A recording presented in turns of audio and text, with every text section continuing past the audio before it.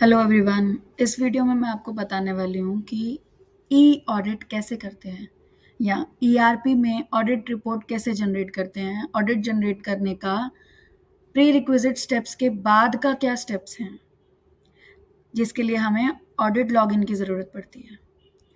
सबसे पहले तो हमें लॉगिन करना होता है ऑडिटर्स लॉगिन से। जैसे कि मैंने यहाँ पर एक ऑडिटर लॉगिन से लॉगिन किया हुआ है एक पैक्स का। लॉगिन करने के बाद आपको कुछ ऐसा डैशबोर्ड नज़र आता है। डिफरेंस आप लोग क्लियरली देख पा रहे हैं कि जब हम सीईओ से लॉगिन करते हैं तब वहाँ पर सेवरल मॉड्यूल्स हमें नज़र आते हैं, बट जब हम ऑडिटर्स लॉगिन से लॉगिन करते हैं तब हमें सिर्फ ऑडिट का मॉड्यूल नज़र आता है।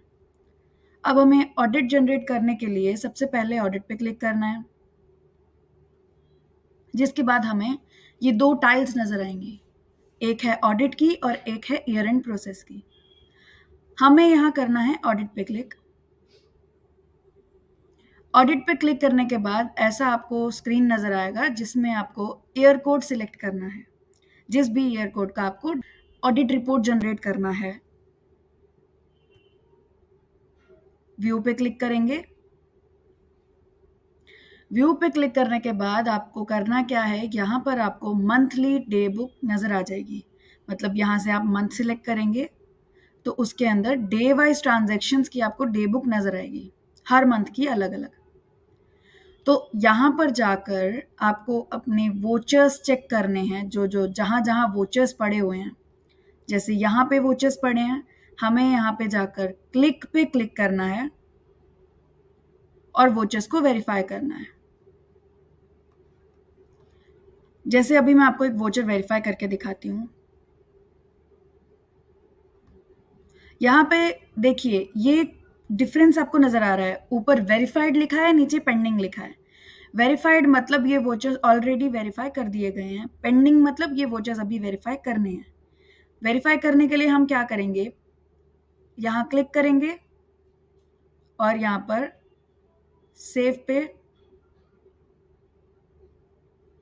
क्लिक करेंगे।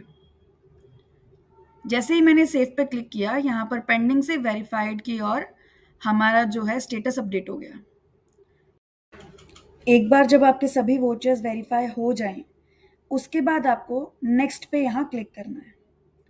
और इसके बाद आपको क्या करना है, जैसे आप अपने मैनुअल ऑडिट में करते थे, सोसाइटी के सभी लेजर्स वोचर्स के साथ टैली करते थे, वेरीफाई करते थे, सेम चीज़ आपको यहाँ पे भी करनी है। रिपोर्ट्स ओपन करनी है और मैनुअल रिपोर्ट्स के साथ चेक करनी है। जब एक बार आप रिपोर्ट्स चेक कर लेंगे सभी, तो आपको नेक्स्ट नेक्स्ट ही करना है। मतलब रिपोर्ट्स चेक करते जाना है, नेक्स्ट करते जाना है, वेरीफाई करते जाना है और नेक्स्ट करते जाना है। ये सभी चीज़ें हम एक बार डे बुक में कर चुके हैं ऑलरेडी, और प्री रिक्विजिट स्टेप्स में भी हम वेरीफाई कर चुके हैं। बट यहाँ पे भी ऑडिटर्स के पास ऑप्शन होता है कि वो यहाँ से अपने जो लेजर्स हैं वो चेक कर सकें। अब 9th स्टेप है हमारा डे एंड। इसमें हमें क्या करना है, यहाँ पर अपनी trial balance report, balance sheet report, trading account, ये सब ओपन करना है। फ्रॉम डेट हम रखेंगे 1 अप्रैल 2023, क्योंकि हम वहीं से लेकर हमने ईयर कोड सिलेक्ट किया है 23-24, तो हम उसका ऑडिट अभी जनरेट करने वाले हैं।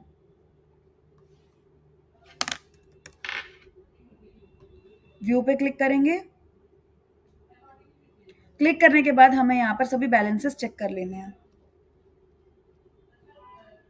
जब हमारे बैलेंस एक बार सभी टैली हो रहे हैं तो बैलेंसेस चेक करके फिर हम दोबारा से नेक्स्ट पे क्लिक करेंगे। जो भी आप ईयर कोड सिलेक्ट कर रहे हैं वही ईयर कोड के बीच की डेट्स आपको चूज करनी है। मतलब फ्रॉम डेट में starting date of the year code and end date में ending date of the year code. Suppose 23-24 select किया है तो स्टार्टिंग डेट आएगी 1 अप्रैल 2023 और एंडिंग डेट आएगी 31 मार्च 2024। अगर आप वो डालेंगे तभी आपको रिपोर्ट्स यहाँ नजर आएंगी। जब एक बार रिपोर्ट्स चेक कर ली, फिर हम क्लिक करेंगे नेक्स्ट में। फिर हमें यहाँ पर हमारी सोसाइटी का फाइनेंशियल स्टेटस नजर आएगा, फाइनल रिपोर्ट्स नजर आएंगी। ईयर कौन सा सिलेक्ट किया है हमने, उसके बाद स्टार्ट डेट एंड डेट हमें यहाँ पे आ जाएगी नजर। फिर सोसाइटी का कैश इन हैंड कितना है, ओपनिंग कितना था, क्लोजिंग कितना है, ट्रायल बैलेंस में एसेट कितने हैं, लायबिलिटीज कितनी है, फिर ट्रेडिंग प्रॉफिट कितना आया है, करंट प्रॉफिट कितना आया है, या करंट लॉस या ट्रेडिंग लॉस कितना आया है, फिर बैलेंस शीट का एसेट टोटल और लायबिलिटी टोटल। अगर आपकी रिपोर्ट में प्री रिक्विजिट स्टेप्स में आपने सब टैली किया है, बट अगर कुछ गड़बड़ हुई है, कुछ मिसिंग रह गया है, कोई वोचर वेरीफाई नहीं हुआ है, तो आपको यहाँ पर ही डिफरेंस नजर आ जाएगा। और यहाँ पर verify balance sheet, verify trial balance, verify profit and loss करके आपको यहाँ पर नजर आ जाएगा। जब आप यहाँ पर दिख जाएगा वो आपको, तो आपको बैक जाकर वो चीजें चेक करनी है। जैसे इसमें हमें सभी ठीक दिख रहा है, सब चीज टैली हो रही है, तो इसके बाद हमें फिर से नेक्स्ट पे क्लिक कर लेना है। और यहाँ पर बारी आती है हमारे एनेक्चर्स की। एनेक्चर्स में क्या होता है, जैसे आपके मैनुअल एनेक्चर्स होते हैं, वैसे ही यहाँ पर ईआरपी में एनेक्चर्स दिए हुए हैं। Provision, other liabilities, incomes, investments, debtors, सब चीज दी हुई है। अब यहाँ पर एक चीज जो आपको जरूरी करनी है वो है ऑडिट सर्टिफिकेट जनरेट करना है। और वो कैसे होगा, यहाँ पर हम डेट डालेंगे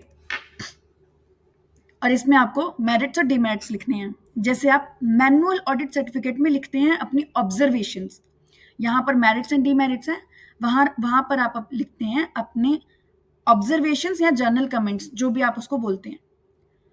पॉजिटिव कमेंट्स आपको मेरिट्स में लिखने हैं, नेगेटिव कमेंट्स आपको डिमेरिट्स में लिखने हैं। For example, cash in hand कम है तो वो डिमेरिट है, अगर बोरोइंग्स ज्यादा है तो वो भी डिमेरिट। तो वही चीजें आप इसमें लिख सकते हैं, और लिखने के बाद आप यहाँ पर सेव पे क्लिक करेंगे। सेव पे क्लिक करने के बाद आप वहां पे प्रिंट पे क्लिक करेंगे, तो आपको यहाँ पर जो भी आपने लिखा होगा वो यहाँ पे आपको रिफ्लेक्ट होगा। तो एक बार जब ये रिफ्लेक्ट हो जाएगा तो आप इसको प्रिंट निकाल कर अपनी ऑडिट रिपोर्ट के साथ में अटैच कर सकते हैं। ऑडिट सर्टिफिकेट सेव करने के बाद, प्रिंट आउट निकालने के बाद, हमें वापस उस स्क्रीन पे आकर जाना है नेक्स्ट पे। नेक्स्ट पे जैसे ही हम क्लिक करेंगे, यहाँ पर हमसे ये पूछेंगे कि आपने क्या ये पर्टिकुलर डिटेल्स वेरीफाई की हैं, पर्टिकुलर रिपोर्ट्स वेरीफाई की हैं या नहीं। उसमें क्या क्या रिपोर्ट्स हैं, क्या आपने रिसिप्ट पेमेंट वेरीफाई किया, जी हाँ हमने कर लिया। Trial balance, trading account, profit and loss account, balance sheet और एनेक्चर्स, ये सब हम pre requisite steps, audit steps, बारी बारी सब में ये चीज़ें हमने वेरीफाई की हैं। इसके साथ साथ हार्डवेयर वेरिफिकेशन भी है। हार्डवेयर वेरिफिकेशन की मैं अलग से वीडियो डाल रही हूँ, उसमें आप हार्डवेयर वेरिफिकेशन कैसे करते हैं वो उस वीडियो में चेक कर सकते हैं। तो हार्डवेयर वेरिफिकेशन किया या नहीं वो भी हमें यहाँ पर चेक मतलब डालना है। हार्डवेयर वेरिफिकेशन किया है तो हमें यहाँ पर क्लिक करना है, इसको सिलेक्ट करना है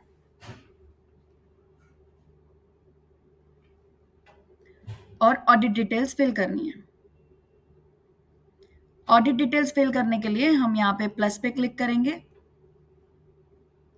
ऑडिट टाइप सिलेक्ट करेंगे, financial year, agency employed for audit, class of the society, headquarter, name and designation of the auditor, ये सब लिखकर starting date of the audit and ending date of the audit,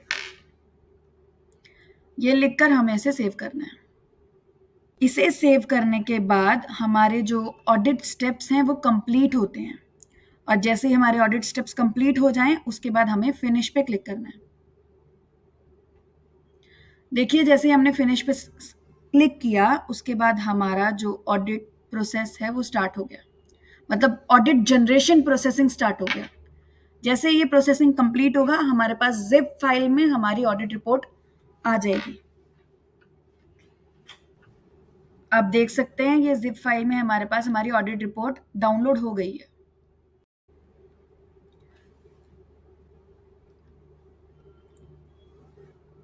ये इसमें हमारे पास सभी annexures, trial balance, trading account, profit and loss account, receipt and payment, सब चीज़ मतलब सभी रिपोर्ट्स हमारे पास यहाँ पे आ गई हैं।